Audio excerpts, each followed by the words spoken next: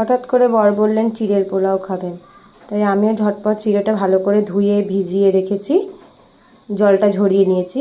আর বাদবাকি ইনগ্রিডিয়েন্টসগুলো এখানে আছে, যেমন আলু কুচি, লঙ্কা কুচি, এদিকে রেখেছি কারি পাতা, আর এখানে কিছু পেঁয়াজ কুচি, আর এখানে যে 50 গ্রাম মতো কাঁচা বাদাম রেখেছি। এখন আমি কড়াইতে দিকে তেলও গরম করতে দিয়ে দিয়েছি, তেলটাও অলমোস্ট গরম হয়ে এসছে। ওর মধ্যে এই কাঁচা বাদামগুলো দিয়ে দিলাম, কাঁচা বাদামগুলো একটু ভেজে নেব।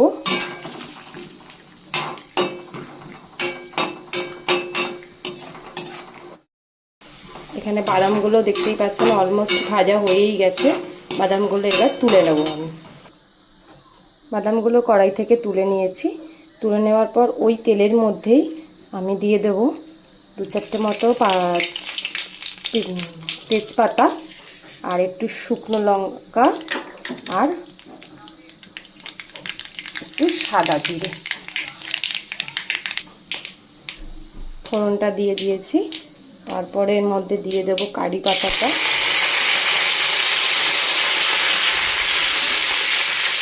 লৌহিতে একটু তেলে নেব।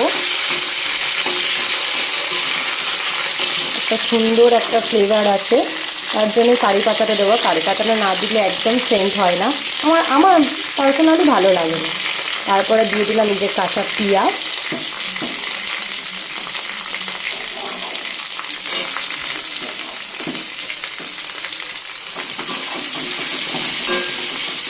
নেড়ে ছেড়ে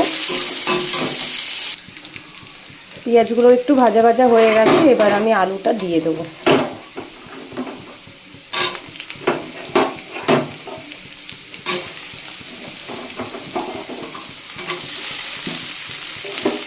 আলুটা আর এই লঙ্কাটা আমি দিয়ে দিলাম।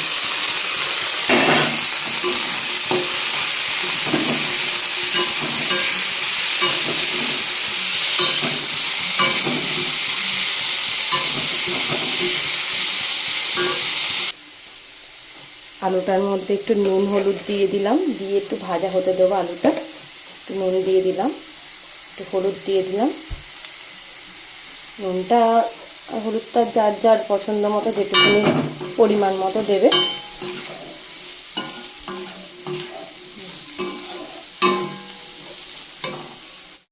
এই যে এখানে আমি আলুটাও ভাজা মোটামুটি হয়েই গেছে, অলমোস্ট আলু ভাজা হয়ে গেছে। আর এখানে আমি চিড়েটার মধ্যে নুন আর চিনি মাখিয়ে রেখেছিলাম যাতে চিড়েটা ঝরঝরে থাকে, সেই জন্য।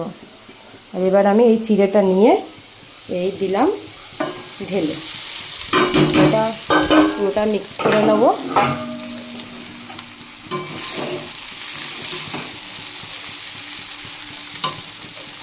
বাদামটাও দিয়ে দিলাম এর মধ্যে।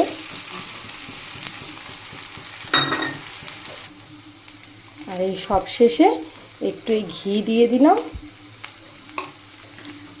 আর টেস্টের জন্য যে গরম মশলা খেতে পছন্দ করে, যে করে না আমি একটু গরম মশলা একটু দিয়ে দিলাম, এতে টেস্টটা খুব ভালো হয়।